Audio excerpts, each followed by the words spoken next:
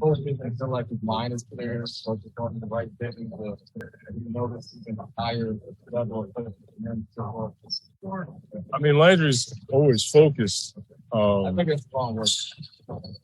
I think, knowing some of his story and some of the things that were on his mind this past year, I think that probably brings a level of peace and allows for you to just come to work without thinking about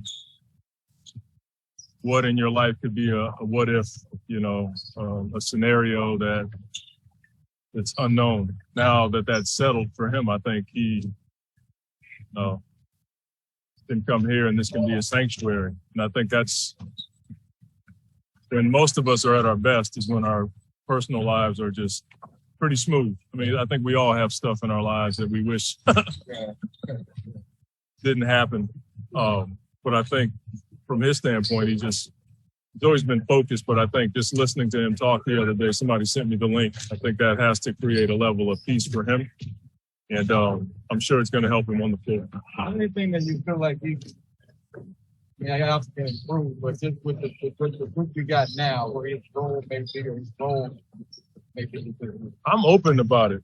I think when you have Cam Johnson moving into a starting role, it allows for a guy or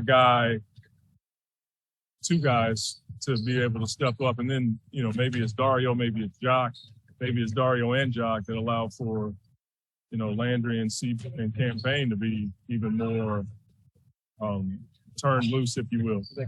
It's hard to say. I mean, like I said, I have an open mind about it because we have changed the rotation. We have changed a few of our personnel pieces or people. And so I'm looking forward to it. I think there's an opportunity for us to grow for sure. Just putting Cam in the starting lineup has created a different level of, opportunity for everybody else. And I think that part's exciting. So we have to see. I mean, like we all know, the West is the beast. The East is, the NBA is crazy these days, man. So you'll be tested right away. I mean, with Cam being a starter, I think he's shooting. But then obviously on the other end, even rebounder, because of Peyton on there. So how much are you looking forward to seeing him take on the challenges that he had, but also building on what he had as well? Yeah, I think, as I've said ad nauseum, I mean, he's more than a shooter. You know what I mean? He's got playmaking. He has the ability to, be a connector because he's a willing passer, and his athletic ability is something that most people don't talk about. I think about the dunk he had in Cleveland, the reverse dunk that I forget who he dunked on, but he dunked on a guy backwards. You know what I'm saying? Defensively is where I told him he has to draw the line in the sand, if you will, when he's guarding smaller guys or some of these dynamic guys that he's got to guard. Conversely, I think about those guys having to guard him, and that's something that is exciting when you think about how that could open up our offense a bit. Monty, I wanted to ask you about Josh Okogie. Was that one of those when James started talking to you about him, you got excited about the potential defensively with him? Yeah, I think so. I did, and I think he can be a guy that comes off of our bench and just goes in and shuts somebody down. He's a guy that hasn't found his niche in the league just yet where it's consistent, but that doesn't mean he can't. And we hope that, over the course of time, he makes it hard on me to keep him off the floor. So from that standpoint, that was the excitement, because I saw him physically put his hands on people and defend and finish, and he just infects the game with his physicality. And that to me is something that you need. The regular season, playoffs, postseason, you need it. You need it all the time. And he's that kind of player. He looks like Bo Jackson, and he ran like 20 miles per hour in our testing field this summer. So he's a guy that can move that weight around. To your point on how crazy the league is, Mikel can't guard two guys and so many times, so many teams have just so many options. How is it to have that back pocket option for Josh if we're facing teams that have more ball handlers? It could be a plus for us. Maybe there's an opportunity to play him and Mikel together once he gets back on the floor. It's hard to say. Torrey's a guy that has helped us in that area. And I was pleasantly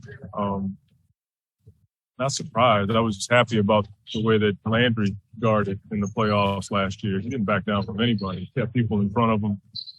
I thought it was a sign of growth for him. And just another guy that we have on our team that can defend multiple positions. As far as that efficiency that he has in the trigger in the first space, seeing how that can change the dynamic a little bit. I mean, in pieces. It's just, we've only had 3 practices, but the hope is he and Mikel can help out with offensive initiations. Those guys have the ability to facilitate, and I just haven't given them the chance. And we've talked about being comfortable with uncomfortable change. There's going to be times where it doesn't look great, but I think that's where they're going to grow. And hopefully as the season moves forward and we get to a place where we're, hitting our stride and moving into the playoffs, hopefully those guys are more comfortable because we let them explore and make mistakes and figure some things out. But they both have the capability to expand our offense that way. And that part is exciting when you think about those opportunities. In terms of those kind of wrinkles, is that like plays or is that just kind of Yeah, I mean, it can be. We've always put the offense out there and let the players play, and then they kind of show us some things, and we'll make it a play. We have enough stuff in. Adding more stuff right now is not the answer. I think you can add wrinkles over time, but I'd like to see them run the stuff that we have now, and maybe we learn some things as they initiate offense and do some things a little bit differently. I've already heard Chris talk about how nice it is to not have to bring the ball down the floor every time. And I think that's going to be a way to keep Chris fresh early in the season and especially late. Just looking at that, though, bringing the ball up, I mean, for an average fan, like, how does that work on a guy's, endurance or whatever? But as a coach, can you just explain that to that person that doesn't understand how impressive bringing the ball up? I just think when you bring the ball down the floor, it's more than just dribbling. You have to know time, scoring situation. You more than likely are going to have a great athlete in front of you that knows your play and is trying to take a certain angle away from you. You have to know the play, you have to know the counter, and then you're also thinking about who's hot. What I've told Cam and Mikel is to not try to learn the whole package. Take 3 or 4 plays and get really good at those plays. That way you don't have to think. We talk to our guys a ton about making plays and not running plays. And I think when you're bringing the ball down the floor, you want to be able to make plays, especially when the defense is pressuring you. It's like an old school rule. If somebody's pressuring you full court, forget the play, just take off and something good will happen. I think they have to have that mindset. If I bog them down with too many plays and concepts and put your right foot here and all that stuff, when you're not a point guard, that could have you messed up. So there's a lot that goes into it, but I think for sure they appreciate Chris because all the stuff that he does, and then they get the ball for like 2 or 3 plays and they're like, holy smokes, man, he does this every night. But I think it's going to help us. Balance keeping Chris fresh and also I don't have one answer for that. I mean, we've tried a number of things. For me, I try to give him as many days off as I can. There's certainly different ways to fill your cup. Sometimes it's telling him to fly home to LA to go see his family when he has an opportunity. That's a way to fill his cup. Some days we come in here and we have our sweats on and we just, smell the gym and get out. From a basketball perspective, I think it can help to have other guys initiate the offense. It certainly helps having McHale guard the main pick and roll offensive guy, so Chris doesn't have to do it all the time. That's one way. So I don't think there's one cookie cut way to do it all. I think there's just things that we're going to have to do throughout the season, and I got to listen to all the brains over there in the doggone room with the letters by their name tell me when guys need a break, and then I kick them out of my office so they can leave me alone. So I just think there's a lot of ways to help in that aspect. Coach, McHale plays the most minutes last year, so do you feel like there's anything or somebody that step up that help give him a break to save his energy? Anything, responsibilities, somebody else step up for that? Never even thought about that. McHale's a guy that loves to play. We do the same things with him on off days. We'll black the gym out so he can't come in. I don't know if there's anybody that can do that, and step into that role. He and Book play a ton of minutes. That's who they are. That's how we've been effective. When I look at the old school guys before all this load management stuff came in, almost all the top guys played the same amount of minutes that McHale plays, and nobody even talked about it. And so I'm not quite sure, if I even want to touch that. He and I have gotten so close. When he's tired, he tells me, and if McHale's tired, I know that the team needs a day off. That's the communication we've built over time. But I wouldn't mess around with his minutes. He's too good of a player. He loves to play, and he's conditioned to do it. So thanks for including this Australian team in your preseason schedule. Your focus is obviously on you guys right now, but what are your impressions of the game in Australia and how Australian players generally play? Well, I was fortunate to coach Patty Mills in Portland, my coach Ben Simmons, Aaron Baines. So I think they're all different in personality, but there's a toughness about the Australian players that I've come to realize. Like I don't think I've met a soft player from Australia, and it's interesting. You want to be careful.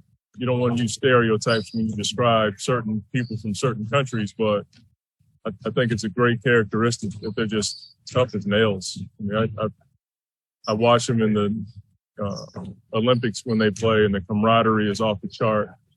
But I always go back to their toughness. It's pretty inspiring, and it's good to have Jock here because he's as tough as they come. He's got a really good sense of humor because we do a really bad job of mimicking his accent, and he puts up with it. So I know he's got a good sense of humor. But he's been really cool to have around, and just based on the guys that I've met and coached in the past, he falls right in line, man, just tough as nails. You got an example of that really bad job you do? Can you say good day, mate? Not a chance. I'm not gonna, because you know what I don't like everything. Sometimes I forget I'm doing this, Right. and then you do something and it just gets on stuff. You know what I mean? And then I'm not on anything, so I get people telling me about it, and then I'm like, well, get a life, because I didn't even know it was on. You know what I mean? So if I do that right now, it'll be on something. Unfortunately, so I'm not gonna do any. I'm still working on English. Okay, so I'm not gonna even try.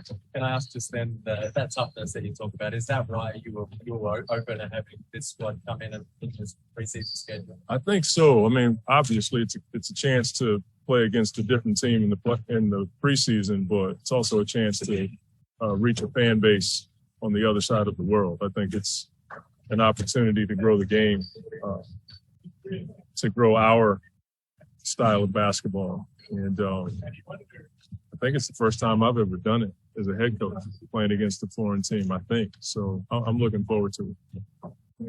Thank you, Monty. Yeah, thank you.